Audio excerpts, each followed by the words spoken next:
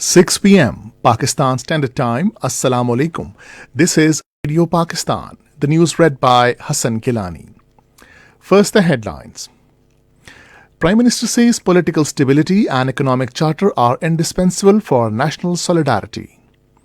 Finance Minister has said government is working on priority basis to address energy sector crisis, including circular debt, to bring financial stability.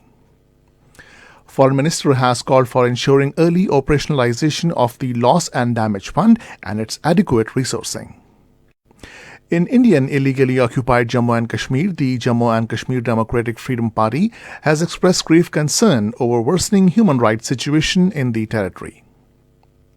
European Union has approved its ninth sanctions package against Russia to step up pressure on its economy. Final of FIFA World Cup 2022 will be played between France and Argentina in Qatar tomorrow. And now the news in detail. Prime Minister Mohammad Shehbaz Sharif says political stability and economic charter are indispensable for national solidarity. In a statement today, he reiterated the government's resolve to bring economic stability in the country.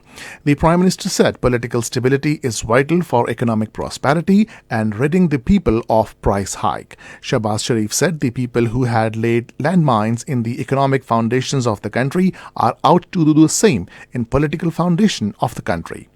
He said the people who had hurt public confidence are now out to dissolve assemblies and their objective is to create political instability. The Prime Minister vowed that they would rid the problems of food inflation and like the way they delivered by removing a liar and corrupt government with the power of constitution. He said the political miscreants, by spreading anarchy, want to force the world not to invest in Pakistan, besides hampering the efforts for rehabilitation of the flood-affected people. The Prime Minister said during the past 4 years of the previous government tenure, the people had braced the economy. Finance Minister Muhammad Ishaq Dar said solving the issues related to energy sector, including circular debt, is the government's priority. Chairing a meeting on reforms in energy sector in Islamabad today, he said reforms are crucial in financial stability in the energy sector and economic growth of the country. The minister directed the relevant authorities to find solutions for the settlement of all issues of energy sector. The meeting discussed introducing various reforms in energy sector and issues of stock and flow of the circular debt in the sector. Foreign Minister Bilawal Bhutto Zardari has called for early operationalization of the Loss and Damage Fund and its adequate resourcing.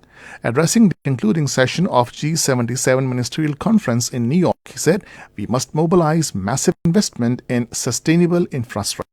Foreign Minister stressed on obtaining solutions to problems of unsustainable debt.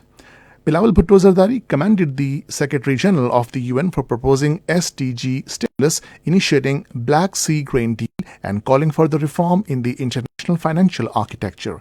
He expressed his deep appreciation to all the members of the conference for their active participation and valuable contribution.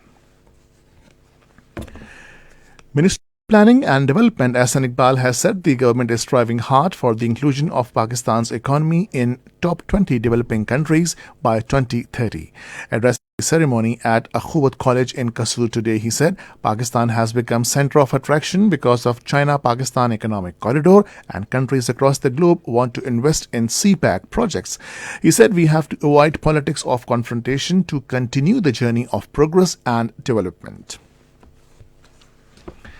Railways Minister Khwaja Saad Rafiq has said despite difficulties, Pakistan Railways will achieve the set targets. Addressing a press conference in Lahore today, the minister said he has requested Prime Minister to provide financial grants to improve the performance of railways. He said PIA is expected to increase its revenue to 170 billion rupees this year, and in the coming days, new Boeing 777 will be inducted in the fleet of PIA.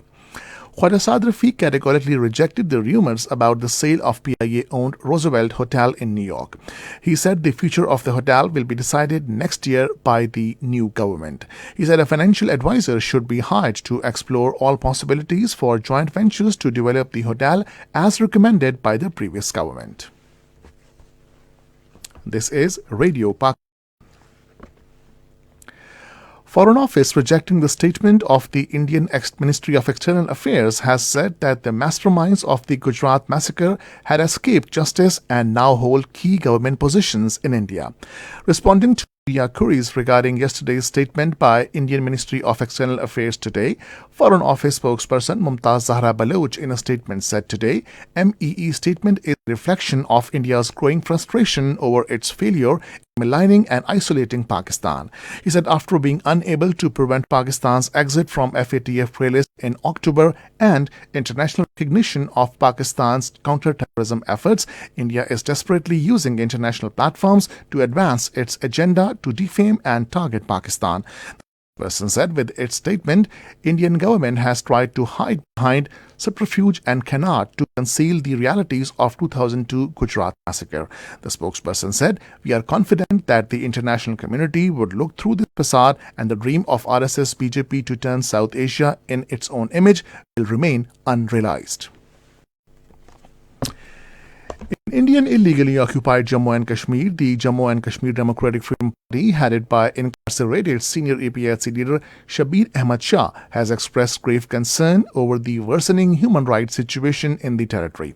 In a statement issued in Srinagar, the DFP said that Narendra Modi-led fascist Indian government had intensified its brutalities against the Kashmiris to punish them for challenging India's illegal occupation of Jammu and Kashmir. Meanwhile, New Delhi-controlled State Investigation Agency seized more properties of Jamaat-e-Islami in several districts of the Kashmir Valley, including Gandarbal, Kupwara, Padipura and Baramulla. Meanwhile, in their interviews and statements in Srinagar, political experts and analysts said that the Narendra Modi-led fascist Indian government was forcefully implementing the nefarious agenda of RSS to colonize occupied Jammu and Kashmir and change its demographic composition. The European Union has approved its ninth sanctions package against Russia to step up pressure on its economy in the wake of the war in Ukraine. In her series of tweets, European Commission President Ursula von der Leyen welcomed the agreement on the French sanctions. He said new sanctions package focuses on tech, finance and media to push the Russian economy and war machine further off the rails. In Ukraine, at least 3 people have been killed while 9 energy facilities damaged in Russia's missile attacks on power grid across the country. Many people headed for shelters during the morning rush hour to take cover from the latest big attack on the vital infrastructure. Meanwhile, during a visit to operations headquarters, the Kremlin, Russian President Vladimir Putin has sought proposals from his armed forces commanders on how the Russian military's campaign in Ukraine should proceed. In the third and last cricket test against England in Karachi, England were 7-for-1 at stumps today. Earlier, Pakistan were all out on 304 runs in first innings. For Pakistan, Babar Azam made 78 runs on 123 balls, while Agha Salman was second highest scorer with 56 runs on 89 balls.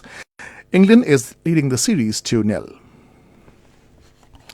The final of FIFA World Cup 2022 will be played between France and Argentina in Qatar tomorrow at 8 p.m. Pakistan Standard Time. Meanwhile, in the third place playoff, Croatia will take on Morocco today at 8 p.m. Pakistan Standard Time.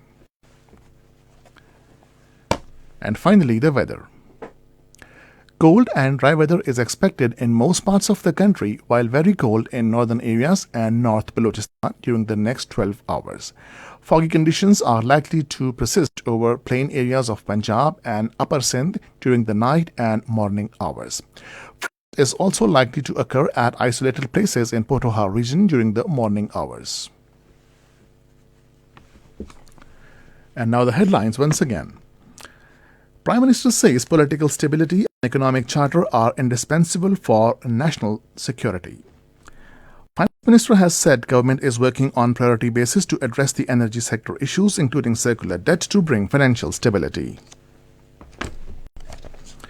And this is the end of the news. For more news and analysis, log on to our website radio.gov.pk and also watch live video streaming of our bulletins on the link facebook.com/Radio Pakistan News of